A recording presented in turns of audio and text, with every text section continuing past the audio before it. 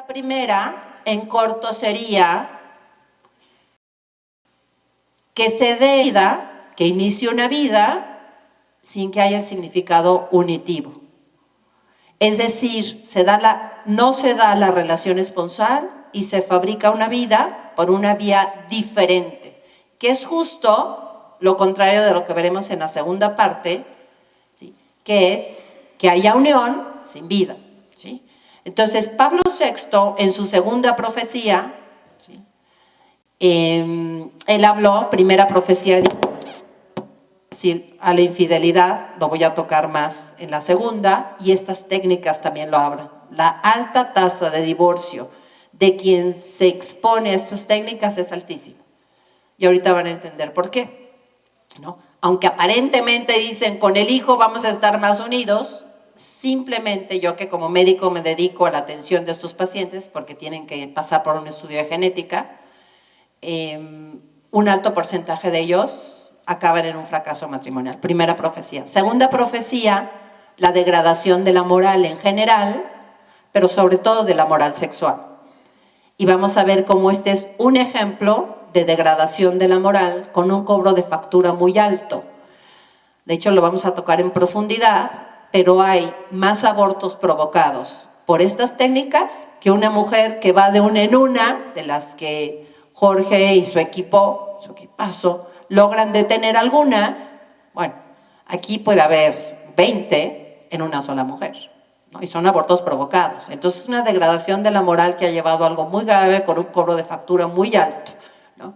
La tercera, que es la mujer se convertirá en un objeto de uso, lo verán aquí. Y dice la mujer, porque veremos en esta que no solamente la esposa se convierte en un objeto de uso, sino otras mujeres se convierten en objeto de uso. La donadora, regaladora de óvulos, o vendedora de óvulos, porque el matiz puede ser distinto. Ahí nada más en circunstancias lo va a hacer más o menos grave, pero está igual de mal. Y la prestadora, rentadora de un útero, o es una nueva forma de explotación de la mujer. Entonces, aquí vemos cómo en esta profecía se ve clarísimo, en esta técnica se ve clarísimo en la tercera profecía. Es increíble, ya no el uso, el abuso que hay hacia la mujer, esposa y otras mujeres en esta técnica, ¿verdad? Y la cuarta, que es la imposición de meterse los gobiernos en un tema que no les toca, pues imponen primero el aborto, que por cierto el aborto es una consecuencia de los anticonceptivos, y después promueve estas técnicas en donde suceden más abortos que una mujer que va a la clínica de uno en uno o se toma varias veces del misoprostol y todo esto que sabemos y hemos hablado. La que sigue, por favor. Recuerdo, quizás es porque yo no soy filósofo y yo no soy teólogo, yo necesito como médico estar siempre con mi esquema mental de los fundamentos de ética, de que el acto humano tiene 3 elementos, y que todos tienen que ser correctos: el medio, el fin y las circunstancias, ¿no? Entonces, ¿por qué ¿a qué responden estas técnicas? ¿Por qué se hacen estas técnicas? Es sin lugar a duda una consecuencia. Es una circunstancia. Entonces, ¿por qué se han promovido estas técnicas? Por problemas de esterilidad y de infertilidad. Se ha manejado culturalmente como sinónimo, médicamente sí es distinto. Esterilidad es que no se ha podido dar el embarazo. Es decir, nunca han tenido una prueba positiva de embarazo, no han tenido pruebas positivas de embarazo. Y la infertilidad, sí ha habido una prueba positiva de embarazo, pero no se han llevado a casa un bebito en brazos. Puede haber varias modalidades, un aborto espontáneo o varios abortos espontáneos, que es generalmente cuando entramos a empezar a preocuparnos de que hay algo médico atrás, ¿no? Y los famosos óbitos fetales, que quiere decir que los bebés ya en etapa fetal, muchas veces incluso cercano a término, se mueren adentro de su mamá. Eso es lo que se define como un óbito fetal, ¿sí? Parecería que la única respuesta a este tipo de problemas fueran las técnicas, que es en lo que más me voy a meter, porque son las que tienen problema ético. Pero yo como médico siempre digo lo que la medicina recomienda. No hay que rehabilitar, hay que prevenir. Entonces, lo primero que hay que hacer en cualquier asunto médico es prevenir. Lo segundo es diagnosticar, cuando ya no pudimos prevenir. Lo tercero es tratar, hacer un tratamiento. Y solamente que no hayamos podido lograr algo con el tratamiento, llegamos a fase de rehabilitación. Pero lo mejor indudablemente es prevenir, ¿no? Y esto viene muy relacionado a Profecía 2, ¿sí? Ahora tenemos extraordinarios centros estos Teletón para rehabilitar de la polio. Pero imagínense que alguien dijera, ya no hay que vacunar contra la polio porque mira, ya todos tenemos un Teletón. La gente diría, oye, no, hay que seguir vacunando y previniendo la polio y mejor que nos llegue casi nadie a rehabilitarse por una secuela de polio. Aquí está pasando lo mismo. Todo el enfoque está a una forma de rehabilitación en donde se sustituye, ¿sí? La que sigue. El acto esponsal por un acto técnico, esa es la definición general, ¿no? Pero ¿qué hay de la prevención? Sabemos médicamente que la fertilidad es combinada de esposo y esposa. Médicamente separamos para estudiar, pero siempre hay parte de uno y parte de otro, ¿no? En la fecundidad natural lo es así. Indudablemente existe el aporte de la célula sexual femenina, el óvulo, y la de masculina, pero necesitamos que se pueda dar la relación esponsal íntima entre los dos. Necesitamos que haya una secreción que es importante para el siguiente tema, que es un biomarcador cervical para que cuide y proteja esos espermatozoides. Necesitamos que haya unas trompas de falopio permeable para que se lleguen a encontrar en ese órgano maravilloso. Es decir, es siempre el lograr un embarazo de dos. Y cuando hay problemas para que esto se logre, hay más o menos factores de los dos. En los factores femeninos, casi sin diferencia estadística, pero sí, el número uno es factores ováricos, ovarios que no funcionan bien, ¿sí? Y muchas veces no es que no funcionaran bien, es que no se quiso que funcionaran bien. Hoy en esa mentalidad anticonceptiva se ve la ovulación como una desgracia. Y la ovulación es médicamente un dato de salud. La única razón de que haya ovario es que produzca una mujer hormonas y produzca células sexuales. Es su chamba de ese órgano, ¿sí? Y la segunda causa, que es la primera causa por la cual piden la fertilización in vitro, es trompas con adherencias. En cortito, trompas tapadas. Yo les puedo asegurar que la mayoría de estas mujeres, al nacer, sus trompas nacieron sanas. Claro, yo como genetista sé que hay un problema de agenesia tubárica y entonces nacen con una malformación y están bloqueaditas. Pero eso es súper raro. ¿Y saben cuál es la principal razón por la cual se enferman las trompas de falopio? Enfermedades venéreas, elegantemente llamadas infecciones de transmisión sexual. Todas provocan más o menos enfermedad inflamatoria pélvica, esto está en todos los libros de medicina, y al ser una luz muy pequeñita la trompa de falopio y estar inflamado, ¿qué creen que pasa? Lo mismo que cuando tenemos una herida. Se pegan y es un cobro de factura de la degradación de la moral. Segunda profecía. Entonces no podemos, y a veces a los jóvenes hay que decírselo, hay un cobro de factura de la forma en que te comportes sexualmente, ¿no? Hoy por un minuto de placer y quién sabe qué te va a pasar toda la vida, ¿no? Entonces estamos haciendo prácticamente cero prevención, porque la mejor prevención para no contagiarse de una enfermedad venérea es la fidelidad con otra persona que voy a amar toda la vida y que no está contagiada, que se llama un esposo, ¿no? Y si solo se dan las relaciones íntimas entre ellos, es decir, hay fidelidad, no hay manera que se contagien.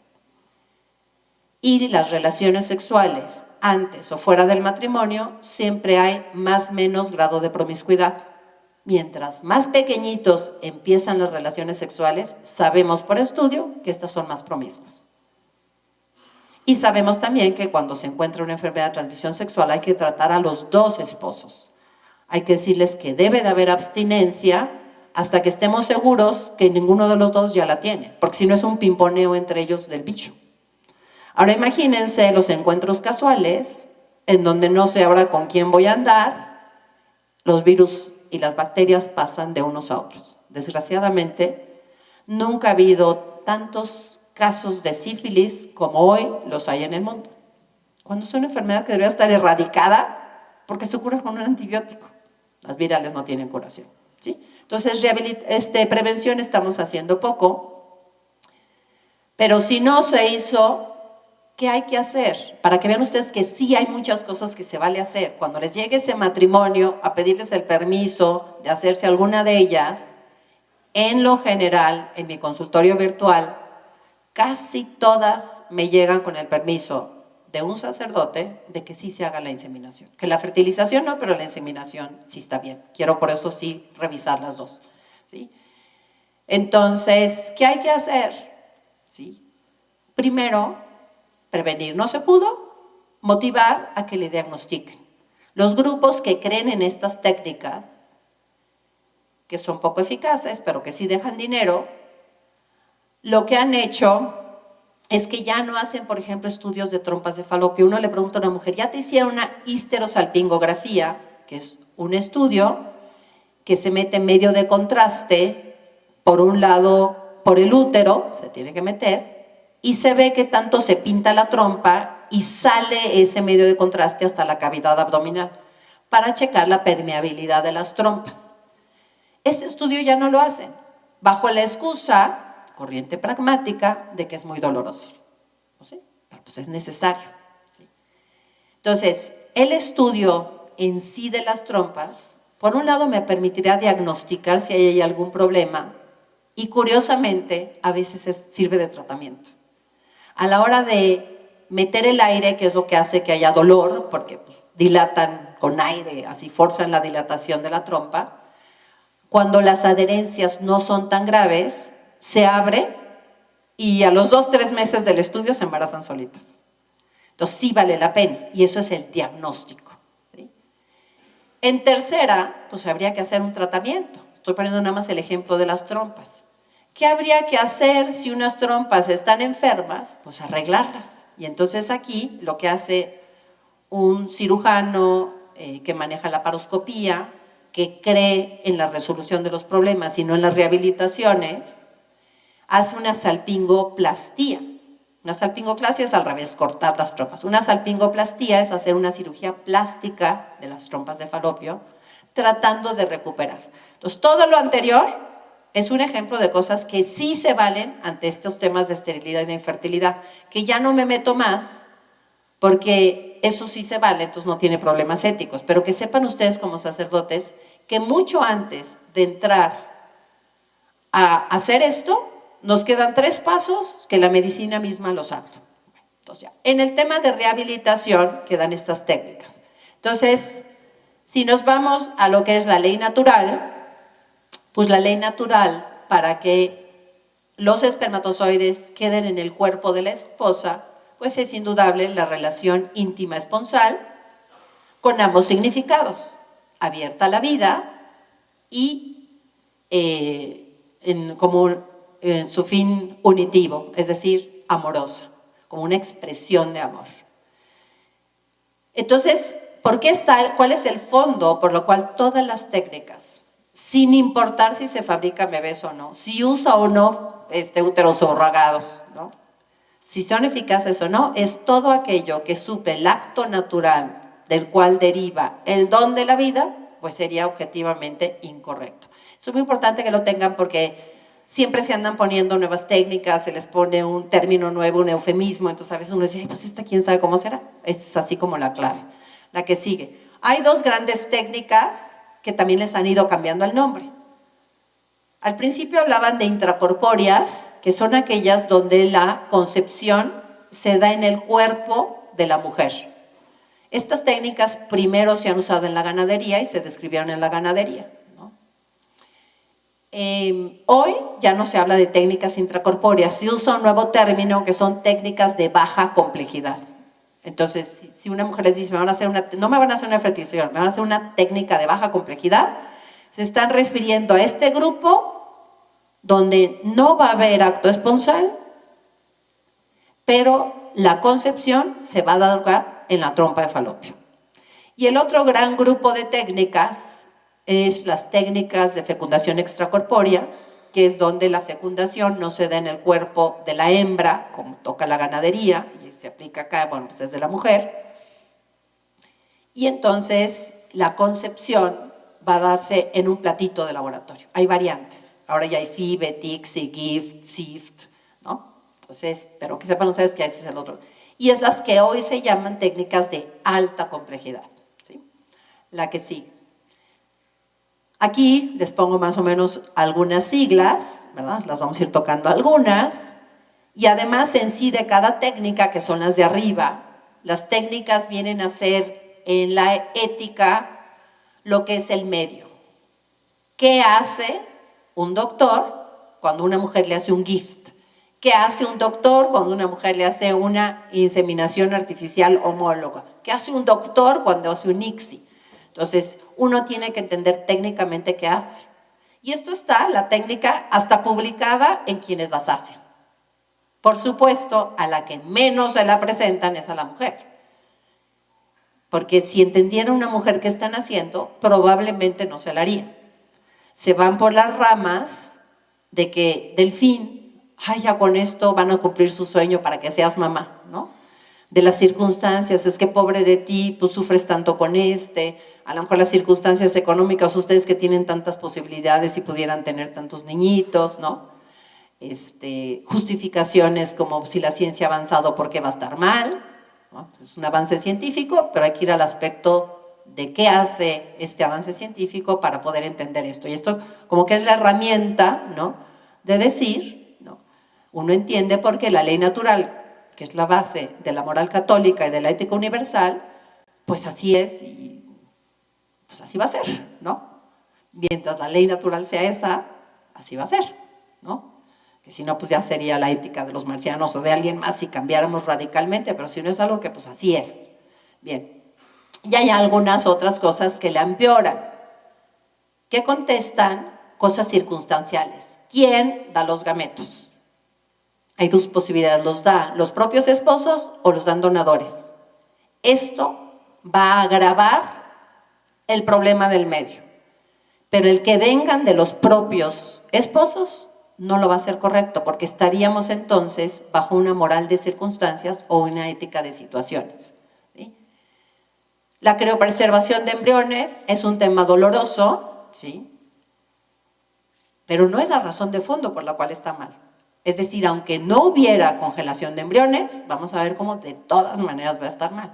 Lo mismo pasa con el útero subrogado, mujer receptora y como le han llamado ahora, ¿no?, en donde puede hacerlo más grave, pero el que fuera en el propio útero de la mujer no quedaría. Por cierto, además de, por supuesto, Evangelium Vitae, Catecismo, hay dos documentos específicos de la Iglesia Católica hablando de este tema. Muchos de los principios los da Humanae Vitae Pablo VI, y los dos documentos, uno es publicado en la época de San Juan Pablo II por la Congregación de la Fe, que es el Donum Vitae, que es más o menos de 1988, y hay una actualización de que no quiere decir ni una evolución ni una transformación, ¿no? Los principios siguen siendo lo mismo, desde Castum Conibus Gandum Spes, Pablo VI y todo, pero se actualiza sin cambiar los principios, porque empieza a haber nuevas técnicas y es más claro en un tema que no había estado tan claramente tocado, que es qué hacer con los embriones congelados, ¿no?, y que se hizo en la época de Papa Benedicto XVI, por la Congregación de la Fe. Ese sí me acuerdo que se publicó el 8 de diciembre del 2008 y se llama Dignitas Personae. Y toca algunas otras técnicas que no se tocaron en la primera, entre ellas incluso habla de la clonación, ¿no? Pero la parte más específica de estas técnicas es el capítulo 2. Bien, la que sigue. Tanto unas como otras pueden ser homólogas o heterólogas. En las que lleven el apellido homóloga quiere decir que los gametos son los de los esposos.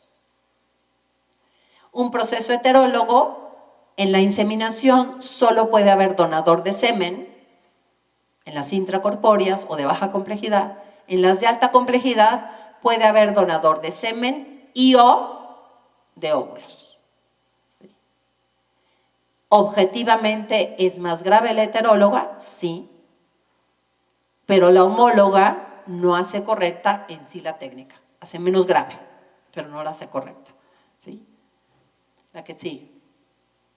¿Cuál es la técnica de la inseminación? Si me pasa la que sigue. Estos son los pasos, en concreto, una más. Estos son estas son algunas de las indicaciones médicas. ¿Sí? La primera, muy interesante, ¿no? No puede haber el depósito del semen en el cuerpo de la esposa. Aquí estamos hablando claramente de impotencia, que puede tener un origen físico, puede tener un origen psicológico. De hecho, es una factura de una degradación de la moral, que es ver la masturbación como algo que está bien. Mucho gusto que el 100% de los libros de psicología digan que la masturbación es normal, deseable y hasta aconsejable, que es mejor que tengan relaciones sexuales, ¿verdad? Pero el sexto mandamiento sigue siendo el sexto mandamiento, ¿verdad? Y en el no cometerás actos sexuales impuros nunca dijeron excepto si es para que haya un bebé, ¿sí? Entonces, sí hay un cobro de factura, es una forma de degradación de la moral, y hay un cobro de factura que puede ser impotencia y puede ser eyaculación retrógrada, que lleve a que no se deposite el semen en el cuerpo del esposo. Hay dos momentos en donde puede suceder, ese es un tema de ustedes, ¿verdad? Si es a posteriori al matrimonio, el matrimonio es válido. Si es antes del matrimonio, pues no puede haber matrimonio, ¿verdad? Yo cada vez me hablan más de los teletones, porque sobreviven los chiquitos que tuvieron mielomeningocele, que quedan con una paraplegia, que se rehabilitan bastante bien para caminar, pero no puede haber erección, ¿no? Y se quieren casar.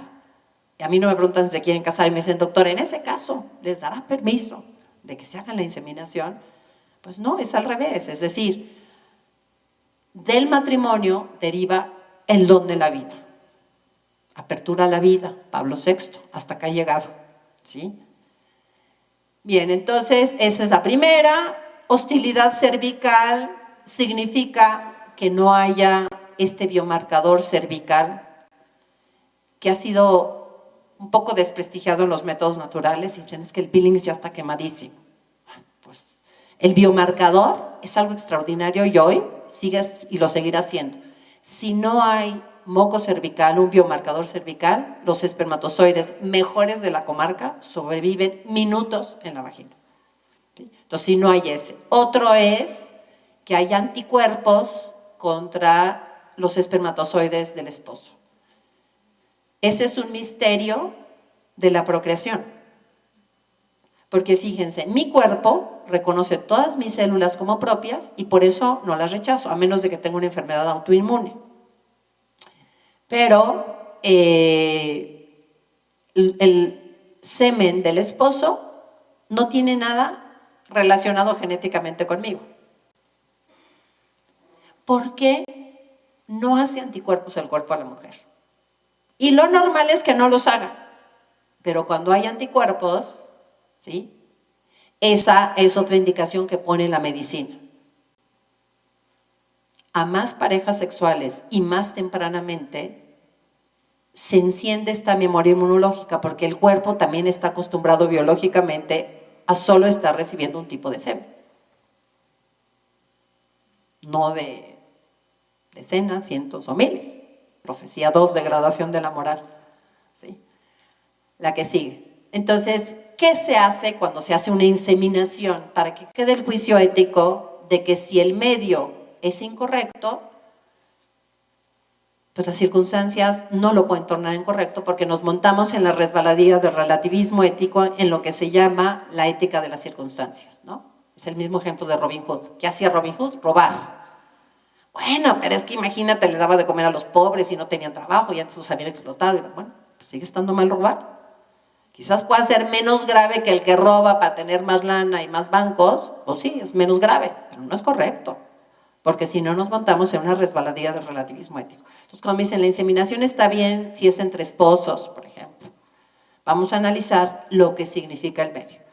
Entonces, ustedes vean los pasos y piensen en qué momento se dio la relación esponsal íntima. Primer paso, obtención del semen.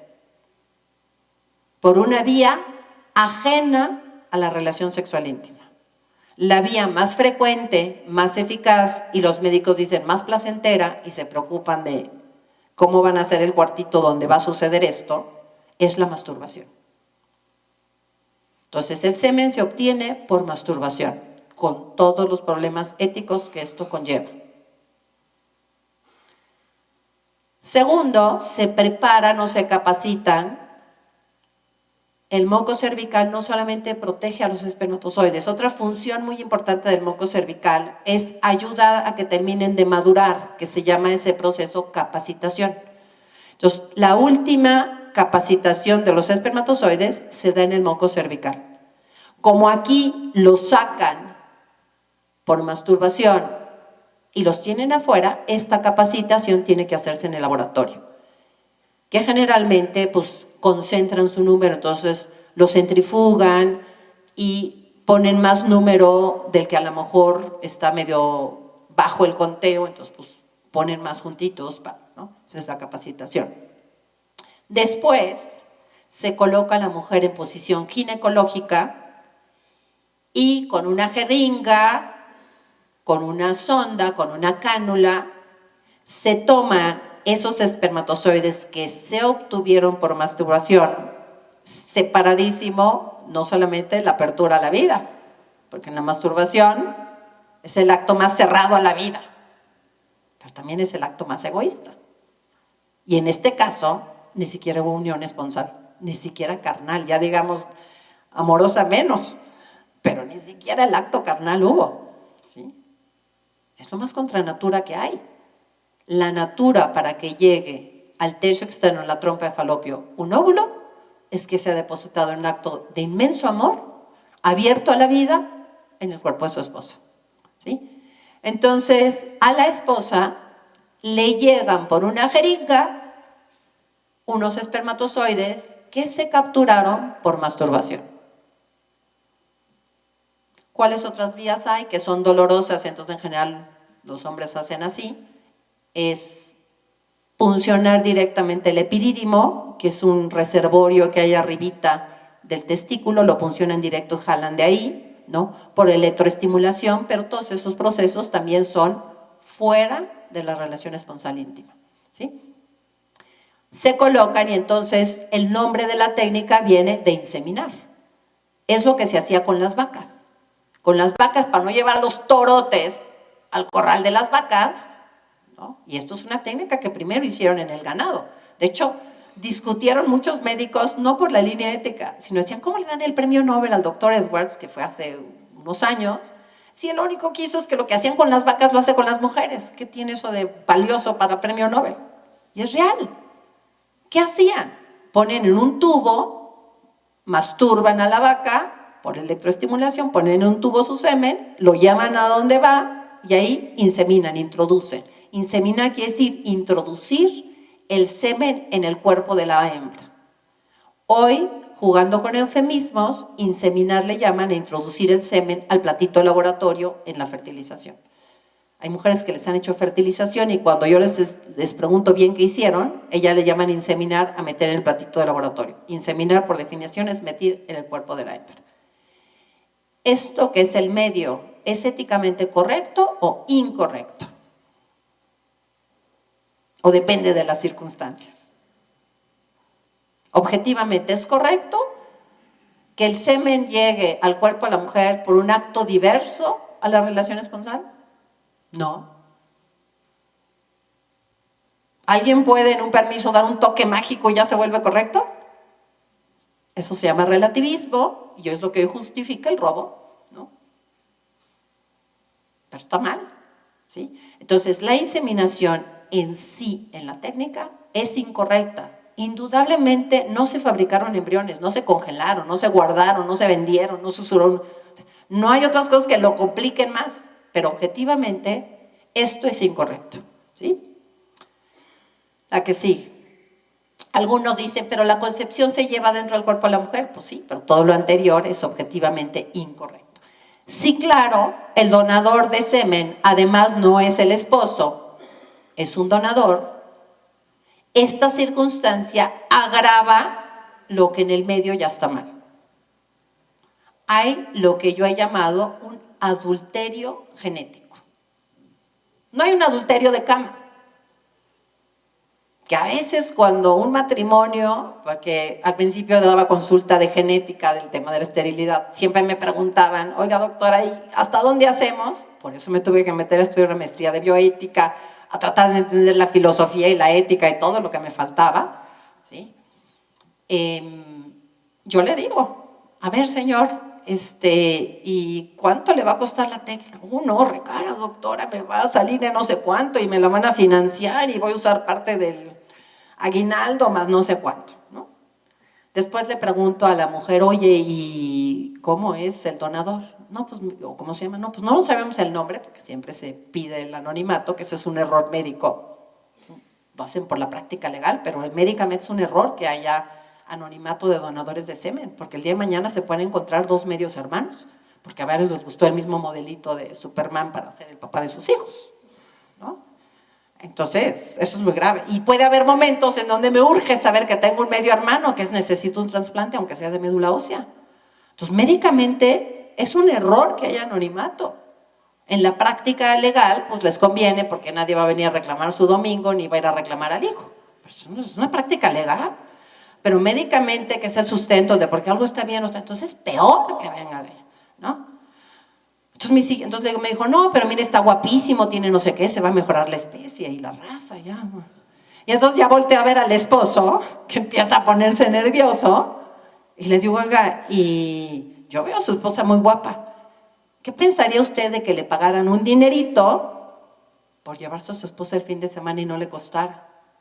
¿No? Y después volteé a la esposa y le digo, ¿y qué tal que usted en vez de un vil jeringazo, pasara el fin de semana con el donador? ¿Qué diferencia hay? Sustitución de personas. Y la genética es la genética.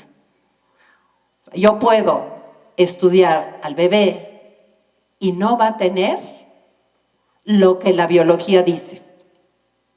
El papá de un niño comparte el 50% de material de herencia. El que hace de papá de este niño no comparte el 50%. Hay un tercero que entró ahí. Ay, doctora, pero no hubo camazo, nada más hubo jeringazo. ¿Qué diferencia? Entonces, queda muy claro promover Y ahí para atrás, entre los jóvenes, por favor, hay que quitarles la idea de que hacen un bien y algunos ganan un dinerito de andar donando semen por ahí. Ya nos pasó. Un alumno de medicina, guapetón, en el internado pues se vio en necesidad económica, lo persiguieron, donó, después se murió. Un compañero le dijo a los papás, ay, pero capaz que tienen un nieto, porque me acuerdo que él dio. Bueno, y no les cuento. El cobro de factura de la degradación de moral puede ser muy alto. Por eso, ustedes que son el referente moral, línea clara. Porque por una lágrima, indudablemente yo se los puedo decir como médico, esto no es teoría. Yo veo esposos que tienen el quinto niño con un problema genético gravísimo, no estoy hablando de síndrome de Down, que ese es difícil que se repite, gravísimo, una distrofia muscular, y que cuesta y duele, y es esa cruz que hace fuerte ese matrimonio. Es más grande el sufrimiento, indudablemente, que me he especializado en matrimonios que tienen problemas de infertilidad y de esterilidad, ayudándoles como se debe, ¿no? Y el dolor es mucho mayor en ellos. Pero no podemos decidir sentimentalmente. Tenemos que decidir razonadamente. y es fascinante la ética universal que ustedes han de disfrutar mucho más que yo. Llevaron 4 años de filosofía, ¿verdad? Pues 4 de teología moral o de teología en general, ¿no? Y ahí está el sustento. Nada más a lo mejor les falta entender la técnica, que es lo que yo como médico puedo compartir con ustedes. Bueno, la que sigue. Entonces la inseminación artificial como técnica está mal, el medio está mal, aunque el fin sea muy bueno, ¿no? Queremos ser papás, ojalá cuando menos digan ser papás, pero si dicen queremos tener un hijo, queremos fabricar un hijo, yo también le veo un problema al fin o intención. O sea, un hijo no es un esclavo que se fabrica, se compra, se paga por él, ¿no? La única lógica que va a respetar la dignidad intrínseca de la persona es que sea el fruto de la donación esponsal íntima de unos esposos. Y el amor conyugal, que ya nos habló las características Monseñor, pues es muy claro aquí también, ¿verdad? Bueno, la otra gran técnica son aquellas técnicas en donde no hay tampoco relación sexual íntima y la unión de los gametos se da fuera del cuerpo de la mujer, ¿sí? El principal exponente es la fertilización in vitro, pero hay otros, el ICSI, el SIFT, el GIFT de los 2 gametos, son ejemplos también de técnicas, ¿no? Y a veces, cambiándole el nombre, algunas gentes la aceptan. Yo alguna vez tuve un gran empresario muy católico que me dije, Pilar, voy a donar dinero para esto, pero yo creo que le dudó y me habló. Me dijo, pero no te preocupes, es una clínica de esterilidad, pero ya me aseguré y no van a hacer fertilizaciones, solo van a hacer ICSIs. Ahorita os voy a decir lo que es un ICSI, que es todavía más artificial. Entonces, lo importante es no se vayan tanto a confundir con el nombre, ¿no? Es preguntar, a ver, ¿qué exactamente van a hacer? Si en lo que hacen no hay relación esponsal íntima, de base ya hubo fábrica de vida sin unión. Es decir, se borró el fin unitivo y solo se da el fin de fabricar una vida por una vía diferentísima a la unión, ¿sí? Bueno, la fecundación del óvulo en el laboratorio. ¿Cuáles son los pasos de la técnica para poder analizar el medio? ¿Sí? La que sigue, por favor. Bueno, homóloga, semen y óvulos son de los esposos, la que sigue. Heteróloga, puede haber donador de semen y o de óvulos. Entonces, al final, van a ver que en esta, un bebé puede haber 5 reclamando paternidad y maternidad. 5 personas. Y entonces las leyes están vueltas locas y no hay ninguna ley que pueda regular esto, ¿sí? Y aquí en México nos han sacado un poquito y en algunos estados, por ejemplo, Tabasco es un turismo reproductivo, no un turismo sexual. El turismo sexual es de la prostitución. Turismo reproductivo es, ahí cuesta muy barato, úteros para los europeos que no han podido ser papás, ¿verdad? Y como además en algunos lugares de Europa está prohibido, por ejemplo Francia lo tiene prohibido. De hecho, pues hay problemas legales de que como es una figura no reconocida ya o no aceptada, ¿cómo se llevan al chiquito que estuvo aquí y allá y que así como le sacan el pasaporte? Cobros de factura. Bueno, vamos a ver. ¿Cómo son? Entonces, la fertilización, fíjense, interesantísimo aquí, y apoya que la vida empieza en la concepción hasta estas técnicas. FIFTE, que son las siglas, quiere decir fertilización in vitro. Fertilización, fecundación, es lo mismo que concepción. Es la unión del gameto masculino y femenino. Entonces, la fecundación in vitro quiere decir in vitro es en el vidrio, en un platito de laboratorio. Me da lo mismo si es vidrio de reloj, si es probeta, si es pipeta o lo que sea, ¿sí? Quiere decir in vitro. ¿Saben ustedes lo que dice la T y la E? La T y la E significa con transferencia de embriones. Para esta técnica, a los 3 días, 5 ya no se puede, ¿sí? Se pasan los embrioncitos que se concibieron en el laboratorio a un útero, que puede ser el de la mamá o el de una serie de variantes, de la que lo prestó, la que lo rentó, la que se abusó y se le tomó, o lo que sea, ¿sí? Fíjense, un embrión de 2-3 días, un embrión de 2 días es un embrión que tiene un cuerpecito de 4 células. Un embrión de 3 días es un embrioncito que tiene de 8 células. Un embrión de 5 días ya es un blastocisto que ya se está pegando a la pared de lo que tiene al lado, porque es habitualmente cuando llegó el útero, se pega a lo que tiene al lado, que es el endometrio. Si se deja un embrión 5 días o más en el laboratorio, se pega al vidrio del laboratorio, de lo cual no puede extraer ni medio nutriente ni medio oxígeno. Gravísimo, ¿sí? Lo que sucede. Entonces, fíjense, interesante, en este tema nadie duda que es embrión, porque conviene, nadie va a pagar los cientos de miles de pesos o los miles de dólares que cuesta una de esta técnica para que algún día se convierta en su hijo. Yo a la gente le digo, pues paga hasta que ya se haga tu hijo, ¿no? En este todo el mundo dice, 2, 3 días, transferencia de un embrión. En el tema de los anticonceptivos y la píldora del día después, es que no sabemos qué es a los 2, 3 días. Pero yo creo que nada más es una gelatina, una cosa ahí.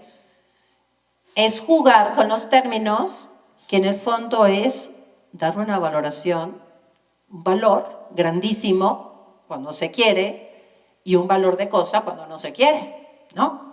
Pero es o no es. Pero interesante que fíjense que en las técnicas le llaman embrión al de 2, 3 días.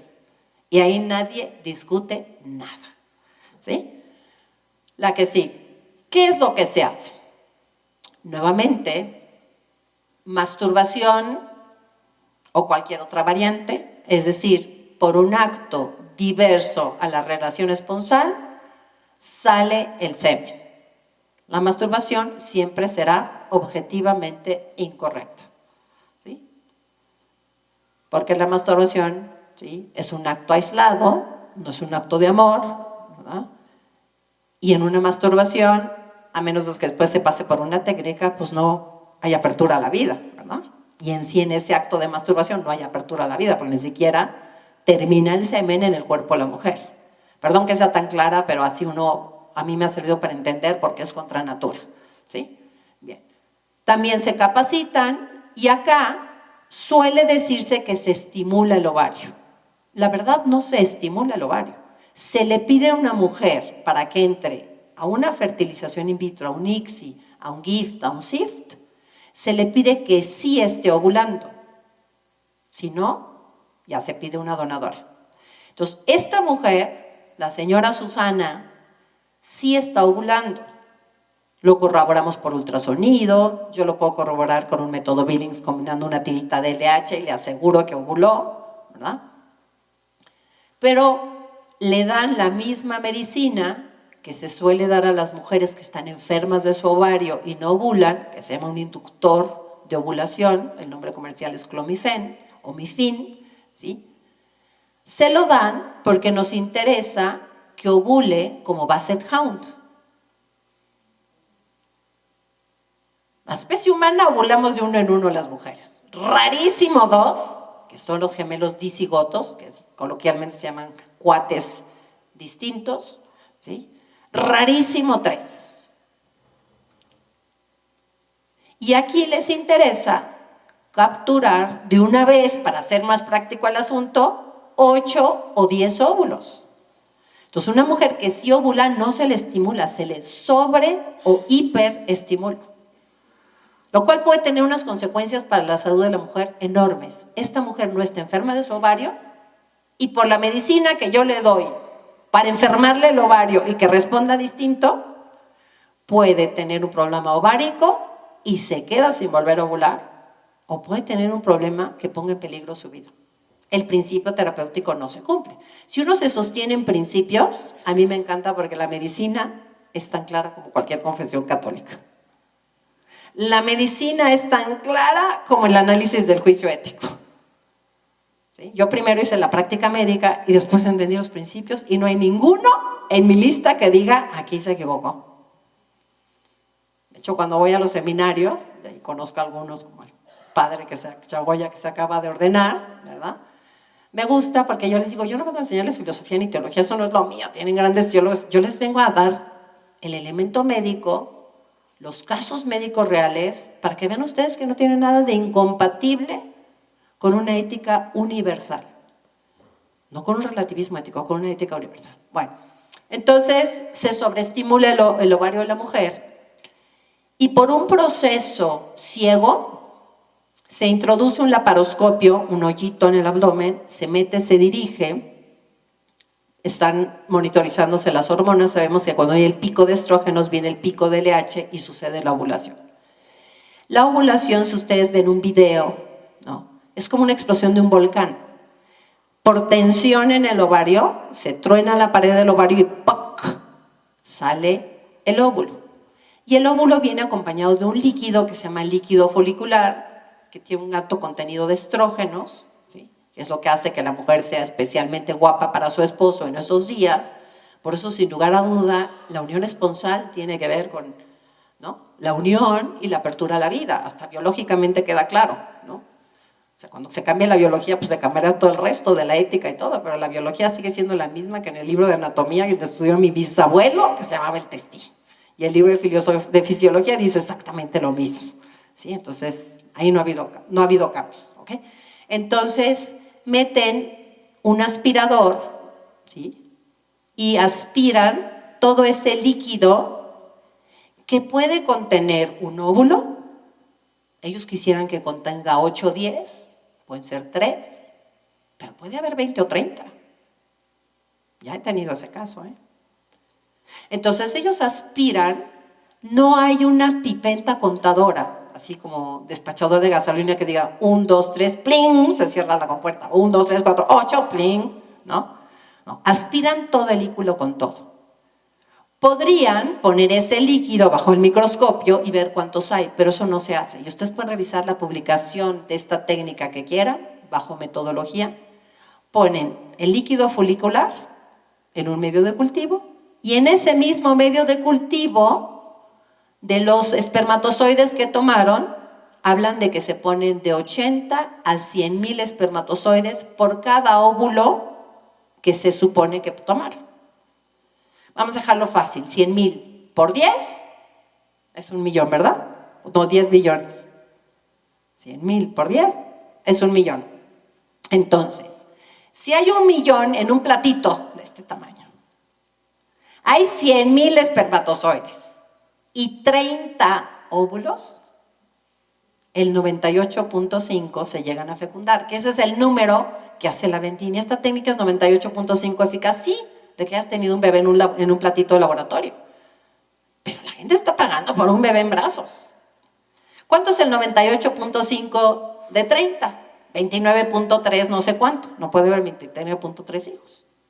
Son 30 prácticamente. ¿Cuánto sería el 98% de 10? Pues 10. Porque además, por más lento que sea el espermatozoide, van a dar de aquí a acá, ¿no?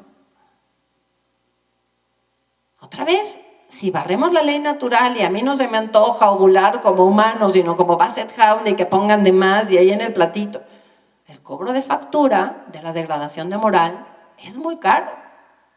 Entonces, una vez que ponen esto, una vez que se unen dos células, que aisladamente son células, óvulos y espermatozoides, en el momento en que se unen por el fundamento de la genética, la impronta genética, que es el subrayar el genoma humano, todavía aún más lo corrobora, hay un cambio significativo en medicina y filosóficamente es para caer de rodillas. Yo no entiendo tanta la filosofía, si no ya hubiera caído de rodillas. Deja de ser células sexuales y se convierten en nuevos individuos humanos porque tiene una genética individual. 50% parecida a papá, 50% parecida a mamá, ¿sí? No tienen todavía una figura humana tradicional, pero todos tuvimos la misma figurita redondita el primer día de nuestra existencia. Tuvimos un cuerpo bien redondito. Fuimos un embrión unicelular. Algunos volvemos a tener un cuerpo bien redondito, pero ahora ya es de billones de células. Entonces no se les olvide. La vida inicia en la concepción, fecundación, no porque Jorge lo diga, no porque los camps tengan pósters, ni es un acto de fe. Yo les digo, en el credo no está la concepción, está la encarnación. Esa sí es un acto de fe. Pero no está la concepción es una evidencia médica, ¿sí? Entonces, en este platito de laboratorio, Sigo teniendo a lo mejor millones de células por todos los espermatozoides que no se fueron con su cada cual, pero además de esas células, tengo indudablemente un nuevo ser humano, 3 nuevos seres humanos, 10 nuevos seres humanos, o ya tuve un caso de 30 seres humanos. Alguien oyó esto en la iglesia de San Pío, ahí en Dallas, se fue corriendo a su centro de fertilización, después me escribió: doctora, te juntaron 30, solo me han pasado 3. ¿Qué hago? Me quedan 27, porque entonces reflexionó. Y vamos, no son solo seres humanos. Si los espermatozoides los dio el señor Jiménez y los óvulos los dio la señora Jiménez, son 8 a 10 hijitos de los señores Jiménez. O 30 hijitos de los señores Jiménez. O es del señor Jiménez con la señora Miss Universo, o son de la señora Jiménez con Superman. Y las cosas se van complicando, ¿no? Y una vez que ya los tenemos ahí, la que sigue, se tienen que ir regresando de 3 en 3. ¿Por qué el número 3 mágico? ¿Sí? Podría ser de 1 en 1, podría ser de 8 en 8, podría ser de 20 en 20. Porque pensaron que si pasaban 3 nuevos bebés, entre que no sabíamos cuántos iban a seguirse logrando, es decir, cuántos se iban a implantar en el útero de la mamá. Más difícil que se implanten en el útero de alguien más, porque no tiene su genética, ¿sí? Dijeron 3 da más chances que 1, y 3, si pegan los 3, todavía es un embarazo más o menos controlable para la mamá, que una mamá mientras más bebés geste adentro, porque no está para gestar como Basset Hound 8, y mucho menos para gestar como ratita 20. O sea, no, su ley natural no es así. O sea, los médicos sabemos que el cobro de factura de ir en contra de la ley natural es alto. Y nadie que queremos el bien de la persona, que queremos el bien de los esposos, podemos querer algo que atente contra el bien de... Entonces, y es llevadero para los bebés. 3 todavía se logran más o menos los 3, mientras más número, la mortalidad para los bebés también es más alta, o la morbilidad, y entonces nacen alguno no tan bien desarrollado, con problemas de desarrollo mental y otras cosas, ¿no? Hubo un momento horroroso, ya casi no se hace eso, que metían los 7 y después decían: pues no, ¿cuántos quieres siempre? 2, 3, y entonces el resto les ponían a cada saquito, amniótico, las bolsitas que cubren a los bebés, hacían una reducción fetal, un aborto selectivo. Para que ustedes vayan sumando cuántos abortos suceden en una de estas técnicas, que es una consecuencia grave, ¿no? Y esto sucede siempre, porque es bien raro que en la primera peguen, porque la tasa de eficacia es muy, y si no sucede ahí, entonces va a pasar lo que sigue. Entonces van regresando de 3 en 3. ¿Cómo se escogen cuáles 3? Valoración extrínseca del ser humano. Hay una clasificación horrible de Blanchot, y hay otras, más o menos. Se les selecciona por características biológicas. En ese momento son embrioncitos de un cuerpo redondito, es decir, todavía cigotos, o ya son embriones bicelulares, porque ya pasaron las primeras 27 horas, o ya son embriones de 2 días de existencia, entonces 4 células. Entonces, lo único que pueden ver es eso. Entonces los clasifican por si está fracturado. A ver, si está bien el núcleo, está bonito, y está bien el citoplasma, calificación 1. Si está bien el citoplasma, pero está chafoncito el núcleo, clasificación 2. Si está feo el núcleo, pero bien el núcleo, pero feo el citoplasma, clasificación 3. Y si están feos los dos, clasificación 4. Eso es una forma de eugenismo. Nada diferente a lo que sucedió en los trenes de los campos de concentración. Por el estado de salud los clasificaban, ¿no? Pero estos no se pueden escapar, ni se pueden esconder, ¿no? Entonces uno tiene que estar consciente que lo que uno pudiera estar pensando que hay excepción, que en este caso sí podría dar permiso. No cambia nada de esto, ¿eh? La medicina es la medicina. Si dijéramos, bueno, el que viene con permiso ya no pasa esto, pues no pasa lo mismo. El riesgo es el mismo, ¿sí? Entonces, siguiente cosa terrible, ¿cuáles tres escogen? ¿Sí? Siguiente pregunta. ¿Cuántos de esos primeros tres sobrevivieron? Y los que no sobreviven, fíjese bien en su respuesta, ¿se murieron o los maté? Para ver si es enjuiciable en ética. Morirse es un acto del hombre, sucede. Matar es un acto humano donde interviene la voluntad, aunque no sea la intención. Aquí no tenemos intención de matar niños. Aquí al revés, tenemos intención de fabricar niños. ¿Cómo llegaron ahí esos embriones? ¿Por un acto del hombre o por un acto humano? Humano. Es muy duro.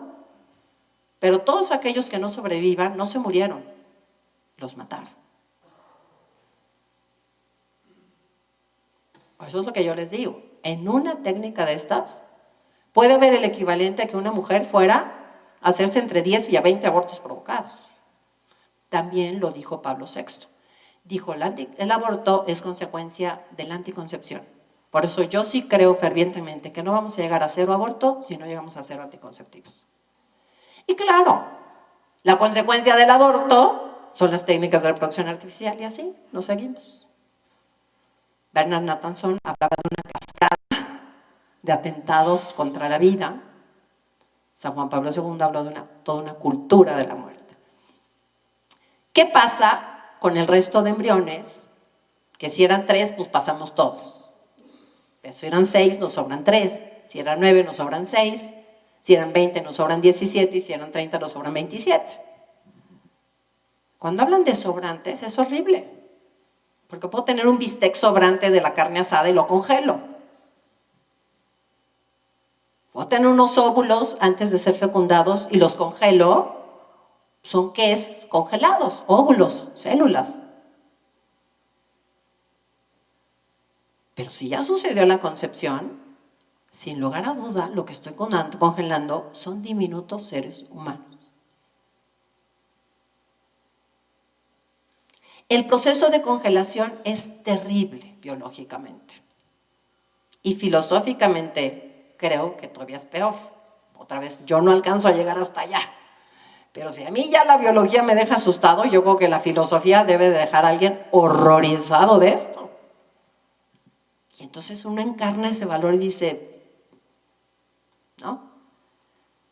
Estos embriones están, mientras no son congelados, mantenidos en unas estufas más o menos a la temperatura de las personas, 36, 37 grados. Y son congelados en cámaras de criopreservación, no se los pueden llevar a sus congeladores de casa porque está a -3 el congelador de la casa. Entonces se congelan con nitrógeno y se baja de +37 a -196 grados. El sentido común. ¿Les pasará algo? Algunos de esos embriones vivos, hijos de los señores Jiménez, en este proceso tan agresivo, ¿qué les sucede? ¿Se mueren o los mato? ¿Los mato? Porque no cayó una nevada y se congelaron. Yo hice clic y clic al tubo de nitrógeno. ¿Cuántos de los que están congelados son simples cadáveres ya? Porque ya los mataron. ¿Y cuántos todavía están vivos? No lo sé. Tampoco sé cuántos hay. Pero por uno que haya, hay que hacer toda esta consideración ética, filosófica. Y ese es el cobro de factura de la degradación de la moral. Entonces, ¿cuánto tiempo? A ver, ¿qué se congela en ellos? ¿La vida? ¿Cuánto tiempo pueden estar vivos ahí? Se las contesto rápido. Mágico número. Solo se pueden congelar 5 años, ya después no. Creo que el que más tiempo ha pasado congelado, lo han descongelado y ha nacido en situación aceptable y por eso lo han permitido nacer, es como de 17 años. Pero ya hay unos congelados hermanitos de Louis Brown, que ya lo fabricaron en el 78, ya pasaron 40 años, ¿no? Yo no sé si todavía tenga hermanitos, si los han intentado sacar o no. Entonces, ¿cuánto tiempo puedan permanecer? No sé. Pero no está congelada la vida. Porque si no, imaginen, serían un caso más espectacular que Lázaro. Lo resucitaron 5 días, 10 días después, ¿no? ¿Qué está congelado en estos embriones? Y tiene un brillante libro, mi queridísimo profesor Lejeune, que yo también andaba en las ramas del relativismo ético, francamente en la cultura de la muerte, y necesité un gran zampablazo de este gran hombre, hoy en proceso de beatificación, para que entendiera lo que está bien y lo que está mal. Entonces él tiene un librito que se llama Los nuevos campos de concentración, casi ya no se consigue, que es el caso de los Davis versus Davis, ¿no? Un caso real, como va a haber cientos en el mundo, donde los señores Davis, evidencia de que hacer todas estas técnicas no une al matrimonio, y oye, es que por salvarle el fin unitivo, pues le damos permiso que se haga esto, porque salvarle el fin unitivo, pues le damos permiso que se ponga el otro plastiquito, y por salvarle el fin unitivo le damos permiso que se eche el chocho, quién sabe qué, que eso ya lo analizamos después, ¿no? Digo, al fin nadie lo niega que está bien, pero el cobro de fractura es alto. Entonces estos señores Davis iban en el tercer intento de 9-9, ya tronó la olla express, se divorciaron y entonces era el juicio del reparto de las cosas. Y ahí estuvo Lejeune en Nashville. Si no encuentran el libro, buscan Davis versus Nashville, y le saca el expediente legal. Y entonces así como se repartieron las sillas, los cuadros, el dinero, los coches, y no se tenían varias casas, llegó el momento de la repartición de los embriones. Señor Davis decía, nos quedan 5, te doy 3 y me quedo con 2. Señora Davis dijo, las sillas las podemos repartir, pero estos son mis hijos. Yo con el señor Davis ya no quiero ni verlo, pero mis hijos, yo los voy a gestar y les voy a permitir que nazcan. Y ese fue el juicio. Lejeune brillantemente dijo todo lo genético y al final cerró con la frase diciendo, este juicio se juzgó hace 2000 años con el rey Salomón, ¿no? Entonces, no está congelada la vida. Estos diminutos seres humanos están vivos. En ellos está congelado el tiempo. Los menos 196 hace que parezca que ya no están vivos. Porque están como detenidos, se quedaron en 4 células, se quedaron en 2, se quedaron en 8, así que, pero están suspendidos en el tiempo. Y entonces hoy se podría descongelar a un hermanito de Louis Brown que nace 40 años después de cuando le tocaba nacer. Y si no lo descongelamos, esto ya es materia de ustedes, si digo una herejía me dicen, no puede llegar al cielo, ¿sí? Los que ya son cadávercito ya han de estar en el cielo, sin que la mamá sepa pensando que dejó todavía unos vivos. Pero los que están congelados siguen estando aquí. Es un tema súper preocupante. Para mí uno de los números más duros que he leído en documentos de la Iglesia sobre un tema de ética de la vida es el número 19 de Dignitas Persona. San Juan Pablo II lo dijo en Evangelium Vitae, lo retoma la Congregación de la Fe, que creo que era el cardenal Levada, cuando estaba Benedicto XVI de Papa, y San Juan Pablo II lo define, es una irreparable injusticia. Tener seres humanos suspendidos en el tiempo. Mientras estén congelados, uno no puede llegar al cielo, no pueden gozar del tiempo que vayan a gozar aquí. Son sujetos de ser manipulados. Es terrible que haya embriones congelados. Pueden ser usados para experimentación, para obtener productos que ayudan a otros, por ejemplo, las células madre embrionarias. Pueden ser vendidos Y los journals de ginecología ponen precio a los embriones. Pueden ser pasados sin la autorización de los papás. Entonces, pues un doctor que está haciendo esto, ay, pues no me funciona la melcocha entre estos dos. Ay, pues tengo varios guardados. Pues saco uno, se lo pongo y pues... Ha habido demandas a médicos que se han prestado a hacer esto. Para que vean cuando nos alejamos de la ley natural. ¿En quién puedo hacer esto? Pues uno está pensando en un matrimonio santísimamente casado, sacramentalmente, que ya pasó todas las cruces de su vida, que es el mejor de la pastoral, quién sabe qué. Y como que ¿por qué tienen que estar casados por la iglesia? Y como ¿por qué tienen que ser matrimonio? Y como que ¿por qué tienen que ser varón y mujer? Dos varones quieren ser papás, uno da su semen, piden donador de óvulos y prestador de útero. ¿Cuándo se hace este proceso? Pues mi esposo estaba enfermo de cáncer, entonces le guardaron unos espermatozoides, ya se murió y yo pues quisiera tenerlo no solamente en el pensamiento, sino un hijito. Vamos a hacer esto post-mortem, usando mi óvulo, usando mi útero.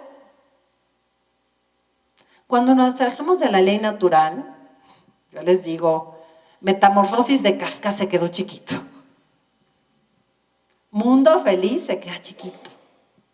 Pero esto no se originó aquí, se originó con lo que gritó Pablo VI hace 50 años. Y yo de verdad estoy emocionadísima para este domingo. Y no lo escuchamos, y no solamente el tema de anticonceptivos. Esto ha avanzado de una manera increíble. Porque él en degradación de la moral, yo creo que ni se imaginó lo que significaba degradación de la moral.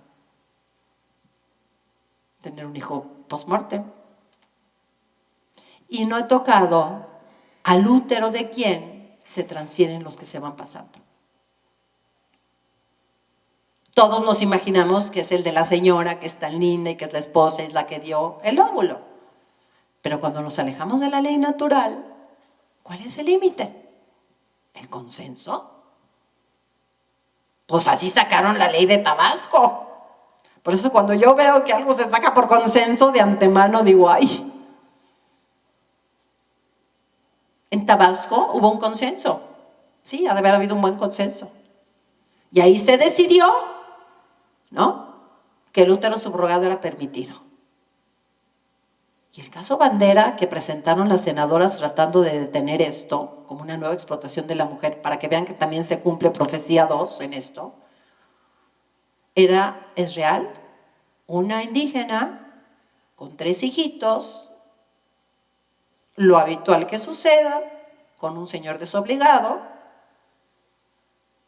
porque cuando separamos el fin unitivo y procreativo hicimos más desobligados a los hombres.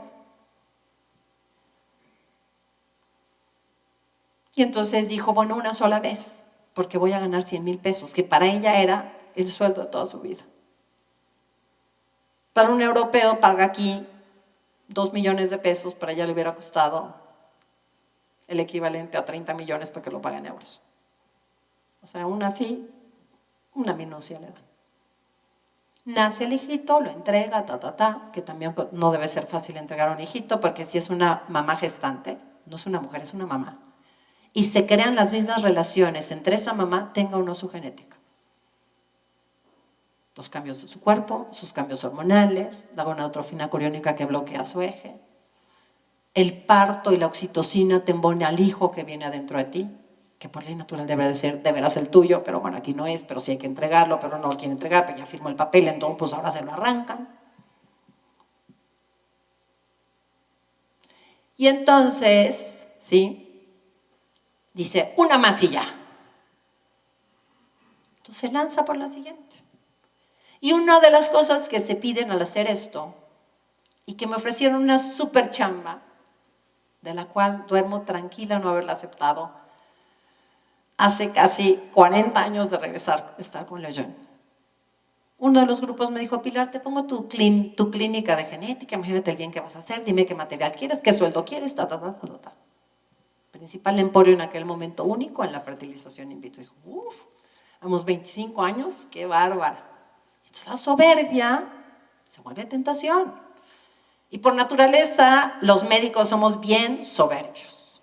Deberíamos ser lo contrario, porque un científico que no es humilde, y para mí lo que me ganó de Lejeune fue su mirada de humildad. Y era, para Juan Pablo II, el hombre más inteligente que él había conocido. Pero era humilde. Y entonces, ¿sí? Ahorita se me fue. Entonces Lejeune una mirada humilde. Entonces, ¿qué pasa en eso? Entonces, se somete. Y entonces a mí me dijeron, le dije al doctor, ¿qué tengo que hacer a cambio de todo lo que me está ofreciendo? Nada más hacerme el diagnóstico prenatal de estos chiquitos. Hoy es el diagnóstico preimplantario. En ese momento teníamos que hacer el diagnóstico una vez que ya estaba el embarazo, sacar células, determinar cómo estaba. Ahora ya el escrutinio se hace antes de decidir cuál regresa a uno.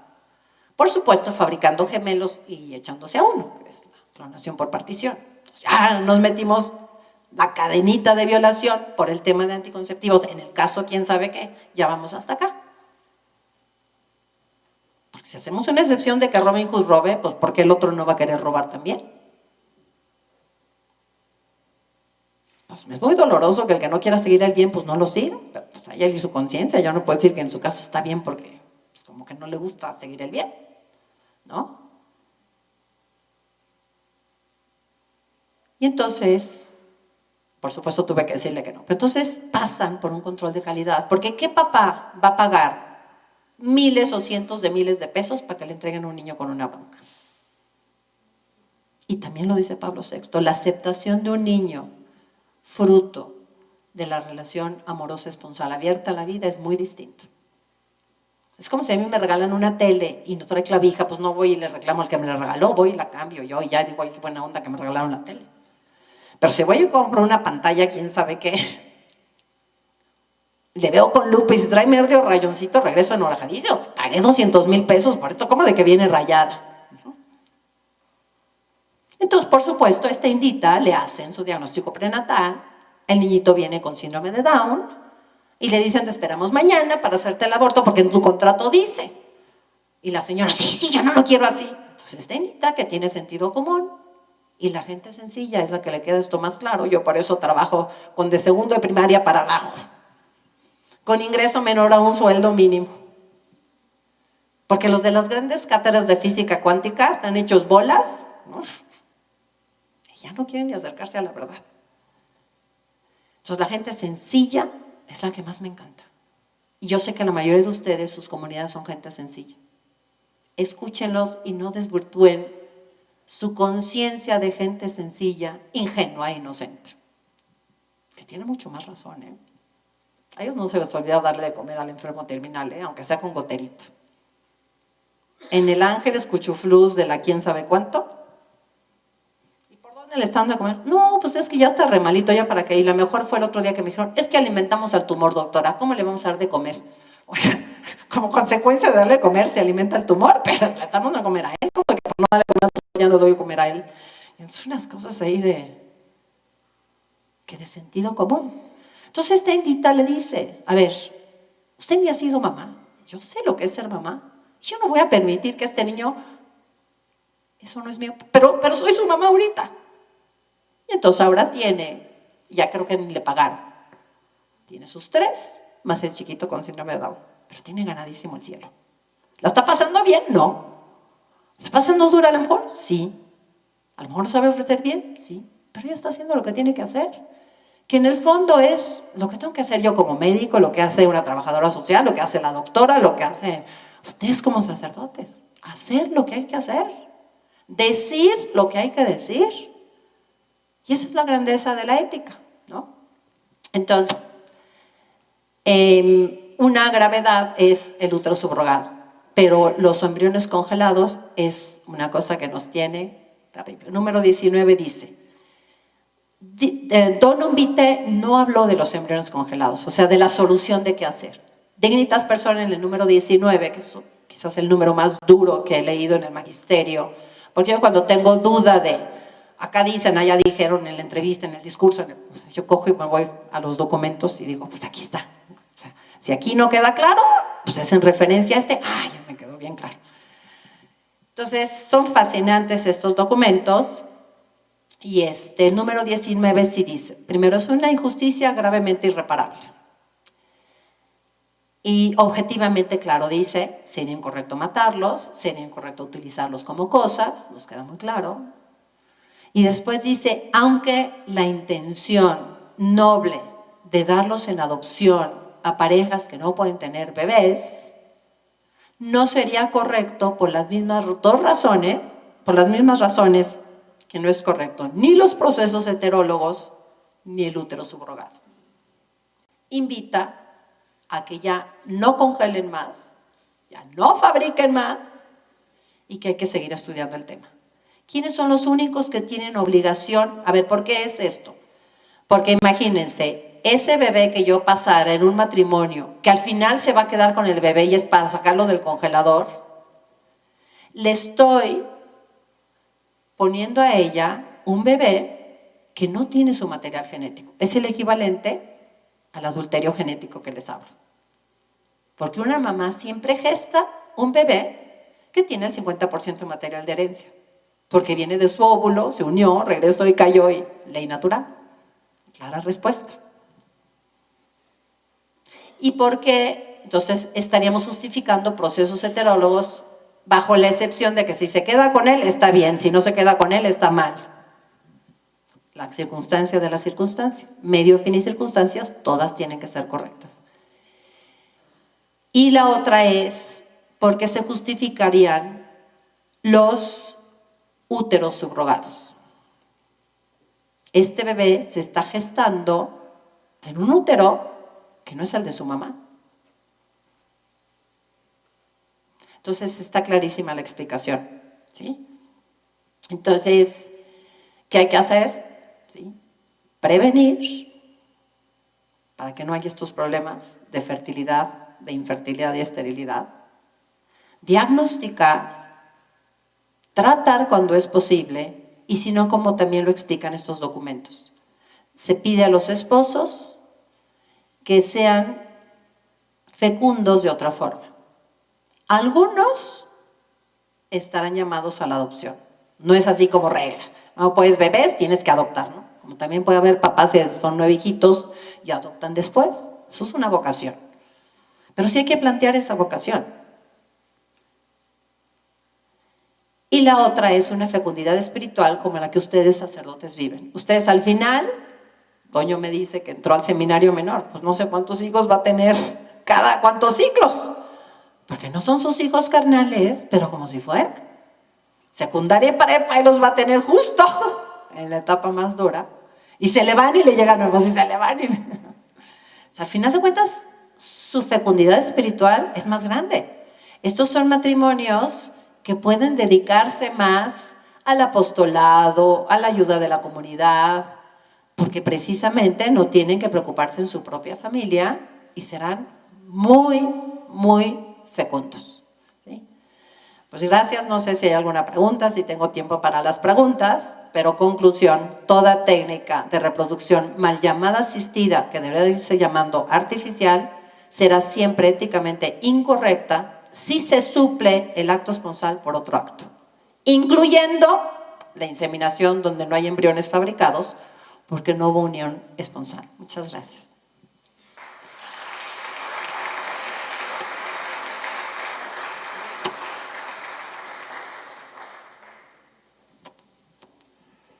Bueno, ¿preguntas?